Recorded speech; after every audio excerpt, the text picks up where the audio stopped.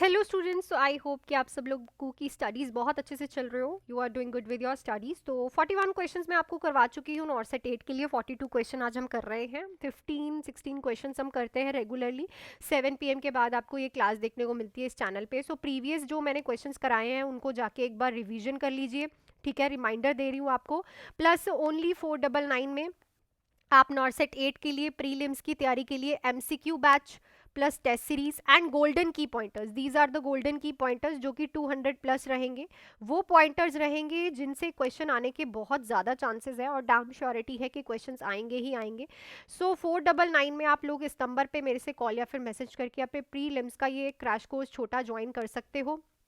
And MCQ में आपको recording classes मिलेंगी and everything is available. Okay, so चलो चलते हैं हम अपने क्वेश्चन पे।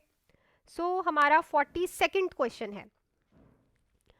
A nurse node a widened pulse pressure, bradycardia and irregular respiration in head injury patient, this indicate. तो एक नर्स नोट करती है कि उसे वाइडेंड पल्स प्रेशर चल रहा है, ठीक है, और उसकी जो रेस्पिरेशन है वो भी इरेगुलर है। प्लस साथ ही में इन्होंने यहाँ पे लिखा है कि जो पेशेंट है उसकी हेड इंजरी हुई हुई है, ठीक है। तो बहुत सी चीज़ें यहाँ से क्लियर हो रही है कि सबसे पहले तो पेशेंट का जो BP है वो इंक्रीज है, तभी पल्स प्रेशर जो है वो ज़्यादा आ रहा है। सेकेंडली पेशेंट को ब्रेडिकार्डिया है, ठीक है, एंड उसको हेड इंजरी भी है। सो एंड इरेगुलर रेस्पिरेशन भी है। तो 3 सिम्टम्स हमें यहाँ पे दिखाई दे रहे हैं जिनको हम बोल सकते हैं कि ट्राइएड सिम्टम्स हैं भाई। क्या है ये? Triad symptoms. So triad symptoms कौन से सिम्टम्स दिख रहे हैं? इंक्रीज BP, ठीक है, decrease respiration and decrease pulse, ठीक है, यही होते हैं। तो मैम हमने ये तीनों ही सिम्टम्स एक डिसीज में पढ़े थे जो कि ट्राइएड सिम्टम्स है, Cushing triad of increase ICP। हाँ, यही पढ़ रखा है हमने, है ना। जब हमने इन सारे सिम्टम्स के बारे में पढ़ा था तो हमने ये इंक्रीज ICP के कुशिंग ट्राइएड के सिम्टम्स पढ़े थे, जिसमें पल्स एंड रेस्पिरेशन कम होती है, ब्रेडिकार्डिया एंड ब्रेडिपिनिया होता है एंड BP इंक्रीज होता है, हाइपरटेंशन। तो कह रहा है कि ये इंडिकेट क्या कर रहा है। सो आपके पास 4 ऑप्शन है, तो यहाँ पे आप ऑब्वियसली सीधा टिक कर सकते हो, Cushing triad of increase ICP। Next question देखते हैं। Most common complication after central venous catheterization. जब आप किसी के सेंट्रल वीनस कैथेटराइजेशन करते हो तो मोस्ट कॉमन कॉम्प्लिकेशन हमें पेशेंट में क्या देखने को मिलती है? Air embolism, infection, cardiac tamponade and pneumothorax, ठीक है। सो जब भी आप किसी के सेंट्रल वीनस कैथेटराइजेशन करते हो तो infection is the most common. आपने देखा होगा कि इन्फेक्शन पेशेंट को बहुत जल्दी देखने को मिलता है, क्योंकि यहाँ पे डायरेक्टली वेन में जो है, अगर आप स्टेराइल तरीका नहीं अपनाते, क्लीन मेथड, हैंड वॉशिंग नहीं करते, तो मोस्ट कॉमनली इन्फेक्शन ही हमें देखने को मिलता है। नेक्स्ट है, a neonate is present with bilious vomiting and a failure to pass meconium within 48 hours. The most likely diagnosis is, तो एक न्यूनेट है, ठीक है, उसे बिल्लस मतलब वॉमिटिंग में बाइल आ रहा है और मिकोनियम नहीं पास कर पा रहा पहले 48 आवर्स में।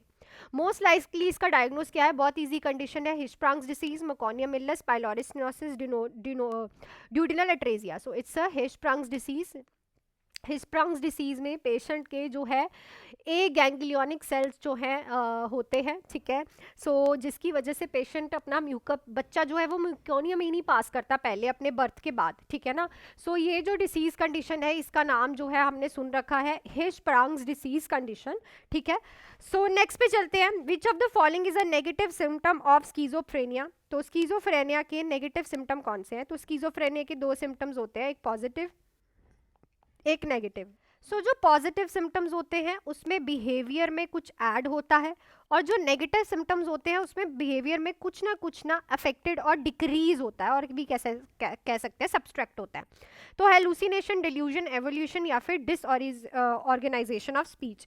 तो इसमें भी एडिशन हो रही है, इसमें भी एडिशन हो रही है, इसमें भी एडिशन हो रही है, पर एवोल्यूशन में क्या हो रही है भाई? कुछ ना कुछ कम। सो यहाँ पे पेशेंट को मोस्टली हमें क्या देखने को मिलता है? Evolution patient. ए हमेशा किसी भी चीज़ के आगे लगे तो समझ लो वो एब्सेंट है।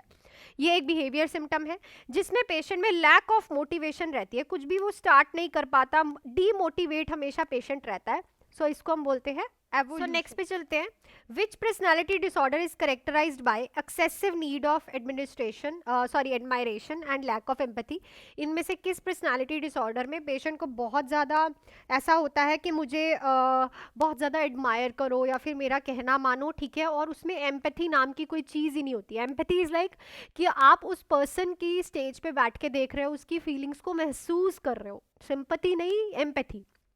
ऑप्शन है border line personality, narcissist, avoidant या फिर एंटी सोशल. सो जो नार्सिसिस्ट पर्सनैलिटी के लोग होते हैं उनको ये होता है कि सारी बातें उनकी ही मानी जाएं और वो लोगों से बिल्कुल भी एम्पैथी नहीं रखते. उनको कोई फ़र्क नहीं पड़ता कि किसी का इमोशनल कितना ज़्यादा उसे नीड है और वो कितना ज़्यादा प्रॉब्लम में है, ठीक है. They only care about their own needs. Next है the best method to confirm nasogastric tube placement. तो बेस्ट मेथड क्या होता है एनजी ट्यूब की प्लेसमेंट का? Auscultation of air insufficient, pH testing, x-ray, observing gastric content. So it's a x-ray confirmation. Always याद रखो it is an confirmatory. X-ray ही आपको बताता है कि ट्यूब की प्लेसमेंट कैसी, और ये most best accurate confirmed method है. नेक्स्ट है the first priority in a patient experience autonomic dysreflexia. पहली प्रायोरिटी क्या रहेगी इस पेशेंट में? Autonomic dysreflexia. Spinal cord injury अगर किसी को हुई है तो उसकी कॉम्प्लिकेशन है, लाइफ थ्रेटनिंग कंडीशन है. Lower the patient head, administer anti hypertensive, identify and remove the noxious stimulation, increase IV fluid. तो यहाँ पे अगर कोई भी नॉशियस स्टिमुलेशन है, लाइक कोई ब्लैडर फिल है, बावल फिल है, तो उससे ये डिजीज ये प्रॉब्लम कॉम्प्लिकेशन और एनहांस होती है और इंक्रीज हो जाती है, वर्जन अप हो जाती है. तो सबसे पहले तो उसको रिमूव करो, उसके बाद आप डॉक्टर को नोटिफाई करो.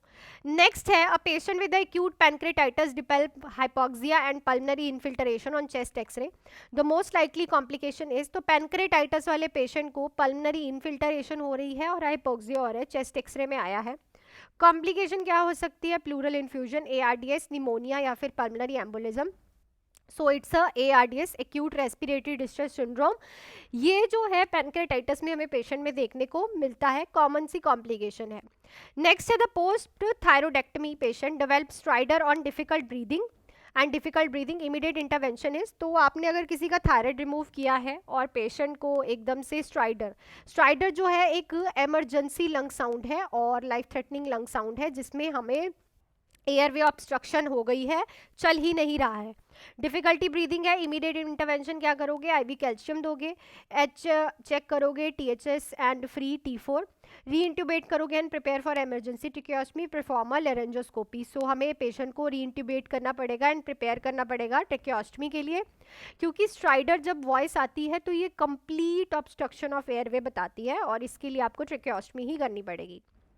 नेक्स्ट है best position for the patient with umbilical cord prolapse is. तो अम्बलाइकल कॉर्ड अगर किसी की बाहर आ रही है प्रेग्नेंट वुमेन की, कौन सी पोजीशन दोगे? Supine, Trendelenburg, knee chest position, left lateral position. तो सबसे बेस्ट जो पोजीशन होती है is your Trendelenburg position. Next है a pregnant woman of 32 weeks gestation present with severe preeclampsia which is a best management approach. तो severe preeclampsia के साथ patient आई है, 32 वीक्स की प्रेगनेंसी है, क्या करोगे? Immediate delivery, magnesium sulphate and anti hypertensive, expectant management, bed rest with fluid restriction. So magnesium sulphate and anti hypertensive drug हम patient को देंगे, क्योंकि पेशेंट की जो प्रीएक्लैम्सिया की कंडीशन है वो सीवियर है, तो यहाँ पे पेशेंट को प्रॉब्लम देखने को मिलेगी. सो आप यही दोगे. नेक्स्ट है पेशेंट क्वेश्चन है, sorry, a nurse is monitoring a patient on lithium therapy which electrolyte imbalance is most concerning. Repeated question है. अगर किसी को लिथियम थेरेपी चल रही है तो किसको चलती है? मेनिया की ड्रग ऑफ चॉइस है. तो इसमें कौन सा इलेक्ट्रोलाइट इम्बैलेंस आपको याद रखना है कि कंसर्न में रखना है और असेस करना है? Hyponatraemia, hypokalaemia, hypercalcaemia, hypernatraemia. याद रखो हाइपोनेट्रीमिया. दो चीज़ें बहुत इंपॉर्टेंट होती है इसमें, एक तो हाइड्रेशन को मेंटेन करना, एक नॉर्मल सोडियम को मेंटेन करना. अगर बाय चांस सोडियम कम होगा तो बॉडी में लिथियम की ऑब्जॉर्प्शन इंक्रीज हो जाएगी और लिथियम टॉक्सिसिटी हो जाएगी.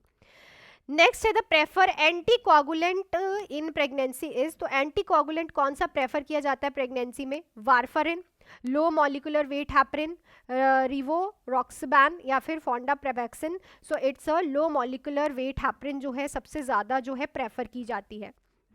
नेक्स्ट है most sensitive indicator for assessing mall nutrition in children under 5 years. तो जो पहले क्वेश्चन कराया था वो मैंने 2 ईयर्स का कराया था, ये 5 ईयर्स का है। माल न्यूट्रिशन कैसे असेस कर सकते हो भाई? Weight for height, weight for age, head circumference, skinfold thickness. तो it's a weight for age आएगा यहाँ पे। अगर आप 5 ईयर्स से कम से कर रहे हो then weight for age. Okay, next देखो, which of the following is the most effective strategy for controlling tuberculosis. तो ट्यूबरक्लोसिस को कंट्रोल करने के लिए मोस्ट इफेक्टिव स्ट्रेटजी कौन सी है? BCG vaccination, early detection and treatment, isolation या फिर न्यूट्रिशन। सो याद रखो, एक्टिव तो हमेशा यही रहता है कि आप अर्ली डिटेक्ट करो डिसीज कंडीशन को और एक्टिव केसेस को ट्रीट करो, क्योंकि जितना ज़्यादा एक्टिव केस बाहर घूमेगा वो उतना ज़्यादा लोगों को उस बैक्टीरिया से एक्सपोज ऑफ करेगा। सो सबसे ज़्यादा इफेक्टिव वे है। नेक्स्ट है a mechanical ventilator patient sudden develop hypotension and absent breath sound on one side, the most likely cause is. तो आई थिंक कि ये क्वेश्चन आप लोग कर सकते हो कि मैकेनिकल वेंटिलेटर पे पेशेंट को एकदम से हाइपोटेंशन हो रही है और उसकी ब्रेथ साउंड जो है एब्सेंट हो रही है एक साइड पे, तो क्या कॉज हो सकता है भाई? Pulmonary embolism, tension pneumothorax, acute respiratory distress syndrome या फिर एटिलेक्टेसिस। तो आज आप एक क्वेश्चन जरूर कमेंट सेक्शन में इसका आंसर लिख के जाना, ठीक है, ताकि मुझे भी पता चले कि आप लोग सच्ची में अपने नॉर्सेट प्रीलिम्स की तैयारी बहुत मोटिवेशन के साथ कर रहे हो, ठीक है। सो नेक्स्ट क्वेश्चन हम करेंगे अपनी नेक्स्ट वीडियो में। टिल देन अच्छे से पढ़ो, कोई प्रॉब्लम आ रही है आप लोगों को तो अपने डाउट्स को क्लियर करो। आप जिस भी टीचर के पास इस टाइम अपनी क्लासेस ले रहे हो, एंड अगर आप मेरे साथ जुड़ना चाहते हो तो 499 में आप MCQ classes, test series and golden key pointers में से बाय कर सकते हो इस नंबर पे मुझे मैसेज करके फॉर नॉर्सेट 8 प्रीलिम्स एग्जाम के लिए। सो मिलती हूँ नेक्स्ट वीडियो में। Till then do hard work, make your parents proud and all the best.